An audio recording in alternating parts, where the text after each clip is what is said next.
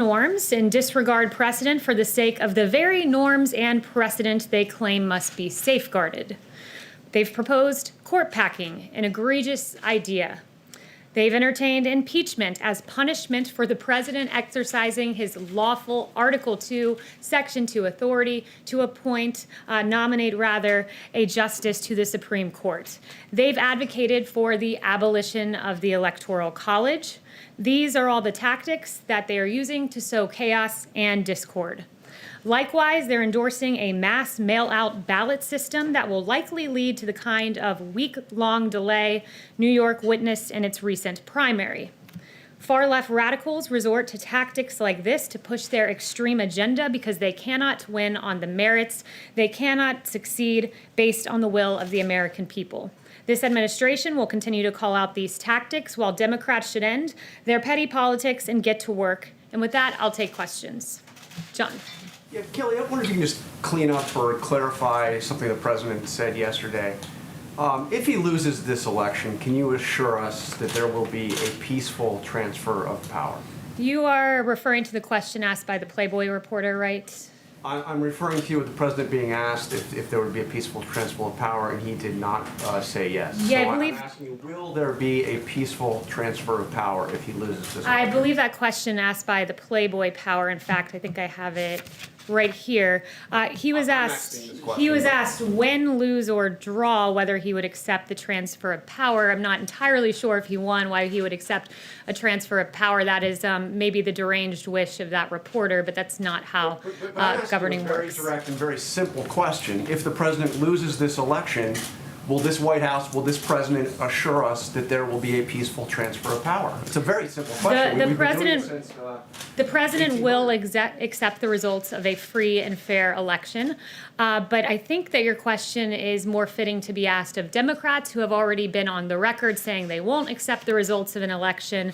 In fact, I have several of them here for you. South Carolina Democrat Jim Clyburn has said that Trump is not going to win fairly. Senator Barbara Boxer has said that the only way Trump will win is to steal it. That's according to Democrat Senator Barbara Boxer. The Washington Post has noted, they have a headline, Democrats may not trust the results of the election if Trump wins. And then you have that beautiful quote from Hillary Clinton that Joe Biden should not concede under any circumstance. So I think your fitting is a fitting question for Democrats. Yes. Kayleigh, just to understand this clearly, are the results legitimate only if the president wins? The president will accept the results of a free and fair election. He will accept the will of the American people. So for clarity, if he loses and it's free and fair, he will accept it? I've answered your question. He will accept the results of a free and fair election. Let me ask you about Rihanna Taylor, if I can, right now. First of all, just a little housekeeping. Has the president spoken to the family of Rihanna Taylor? I'm not aware of any conversation that they've had, but our hearts do go out to her family. Has the president spoken to the officers who were shot last night in Louisville?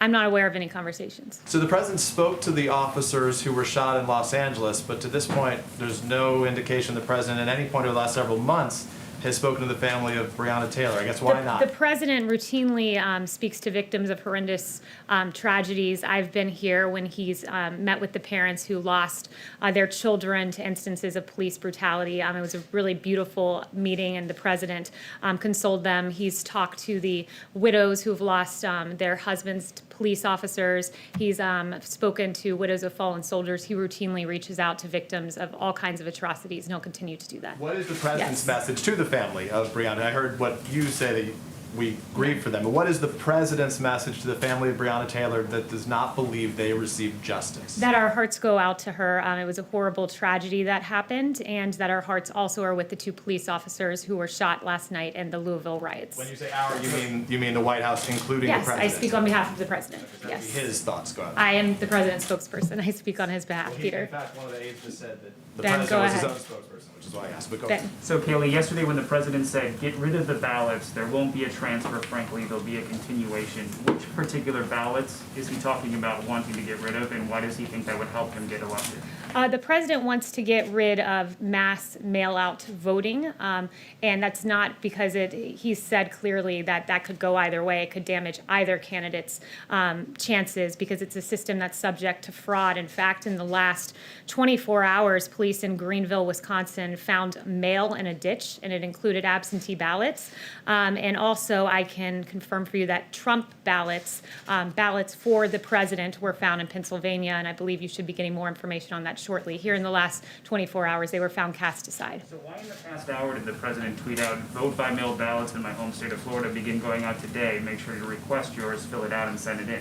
The president has always made the distinction that absentee ballots, where you go through a process where you request a ballot and you mail that in, that is a system that works, but a system where you mass mail out to voter rolls, which are not kept and maintained, where in Los Angeles County, for instance, you have 120% of the county enrolled. That system is untenable. It doesn't work. It leads to what we saw in Nevada, where there were ballots languishing in trash cans and pinned to apartment boards. Okay, and finally, today FBI Director Wray testified on the Hill that he has not seen historically any kind of coordinated national voter fraud effort in a major election, whether it's by mail or otherwise. So if the president's own FBI director says this isn't a problem, why does the president keep saying it is? Well, as Attorney General Barr has said, we've never had an election where we've done mass mail-out voting like this before. I would point you to a bipartisan study done by none other than Jimmy Carter, who said that these mail-in votes remain the largest source of potential fraud. And he even cited an example of a 1997 Miami mayor election that resulted in 36 arrests for absentee ballot fraud. That election had to be rerun and the results were reversed. That is an example from 1997, but there are many others like Patterson, New Jersey, where 4 men were charged with voting fraud recently. 4 more men were charged in California, and there's a ton of examples. I could get you an encyclopedia of fraudulent examples we've had. These ballots are going out. If the president does win, will he still think it was rigged and fraudulent? I've already answered this question. Yes. Kayleigh, the president's niece filed a lawsuit in New York State Court today alleging that the president and 2 of his siblings had cheated her out of millions and squeezed her out of the family business, and we were hoping to get reaction from the White House. Yeah, the only fraud committed there was Mary Trump recording one of her relatives, and she's really discredited herself. Yes. Kayleigh, on TikTok, we know that the CFIUS negotiations are continuing. Can you say, has the president been briefed in the last couple days about how the CFIUS negotiations are going? Do you know when those negotiations will end? Yeah, not that I'm not aware of his briefing schedule with regard to TikTok, but what I can say is what the president has said, which is that any deal has to be 100% as far as national security is concerned. And I'd refer you to his comments as well as of those from the Department of Treasury for any further specifics. I'd refer you there. Yes, Jeff. Thank you, Kayleigh. The president suggested yesterday that he might overrule stricter standards at the FDA on the coronavirus vaccine. Why would the president not want strict standards for a vaccine on the coronavirus?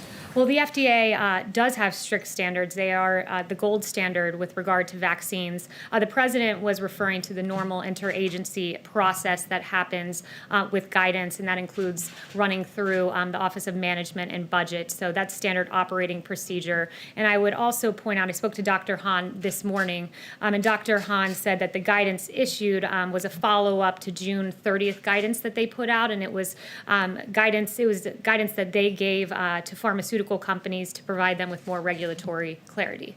Yes. The White House is describing this healthcare event today as a chance for the president to outline his vision. Is that something less than his plan? And just a second part of that, does the White House think that it can address the country's challenges with healthcare solely through executive action?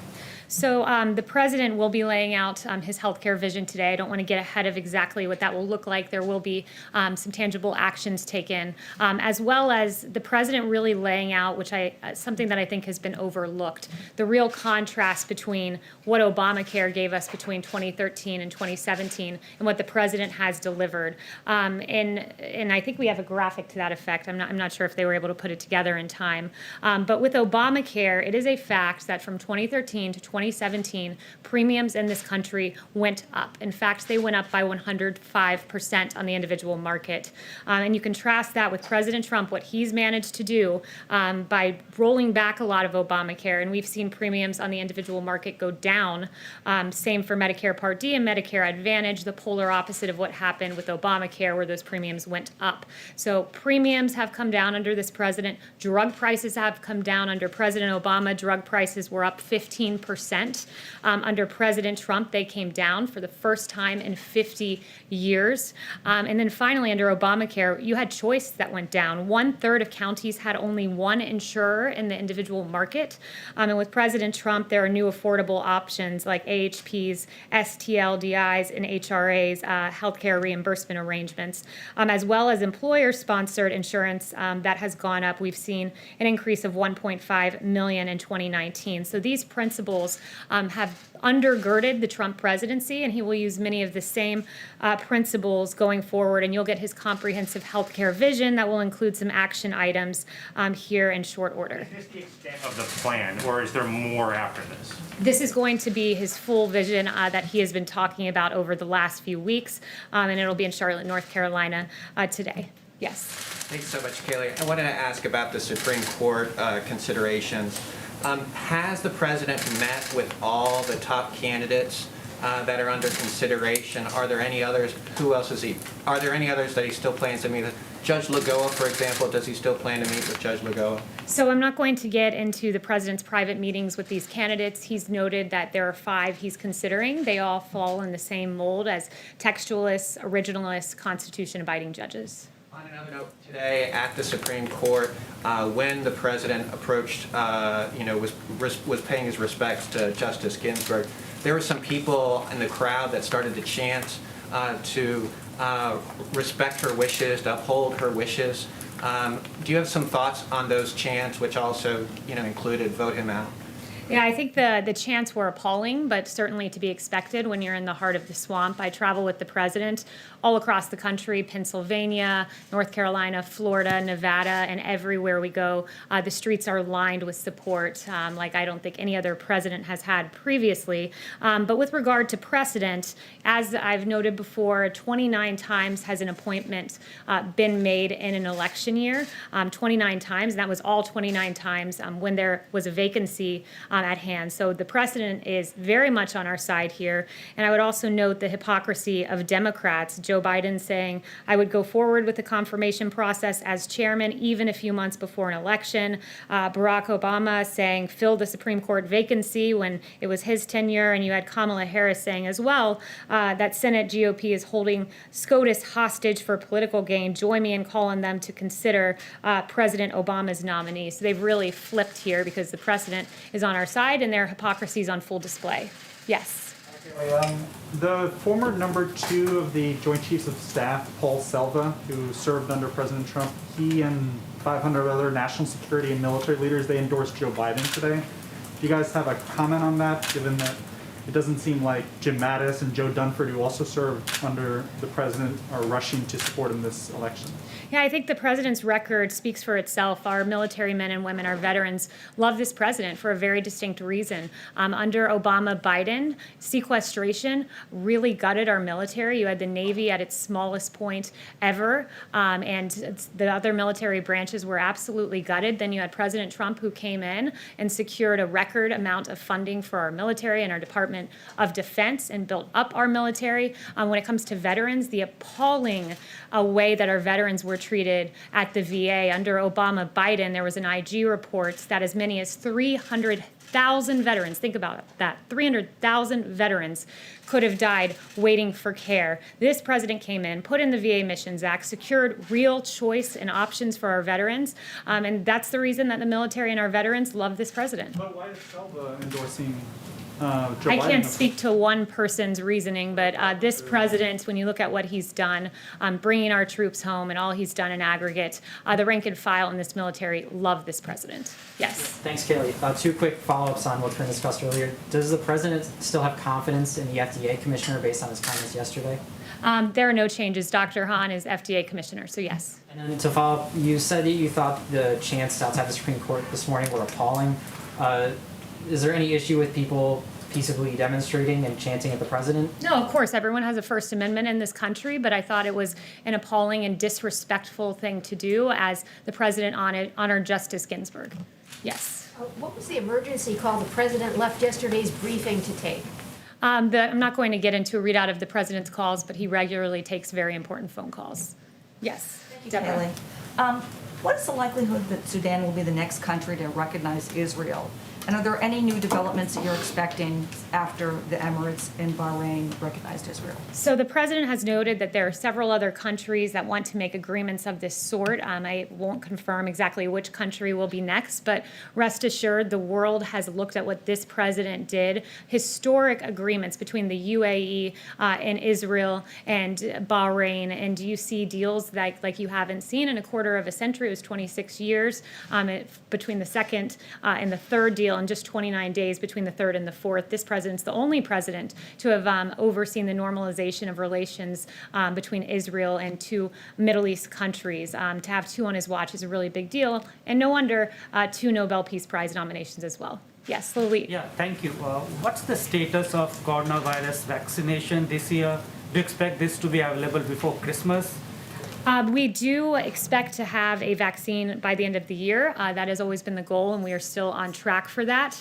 It's very important that what the president has done with regard to commercial level manufacturing. As Dr. Salawi told me, the fact that you have scaled up to manufacture these vaccines in advance is something that this president has done, because he's a businessman and thinks through exactly how to get a safe and effective vaccine delivered at record speed, and part of that has entailed manufacturing in advance. And to do this, it normally takes years to scale up to commercial level production, but this president has done it in just a few short months. And if we have this vaccine by the end of the year, it will be the fastest pace for a vaccine for a novel pathogen in history.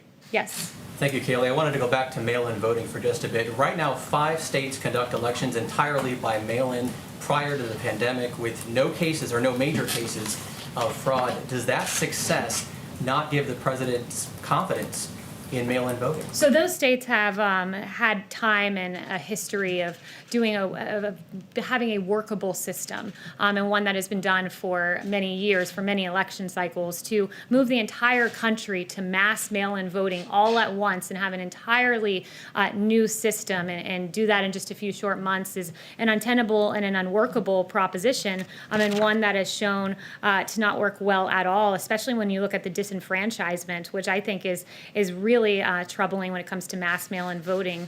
In 2016, you had 1% of ballots thrown out, absentee ballots, that amounted to 319,000 votes thrown out. And if you have the entirety of the country voting by mail, you can imagine that number would be many folds higher than that. And you look just in the primary, where you've seen states try to move to this mass mail-in system.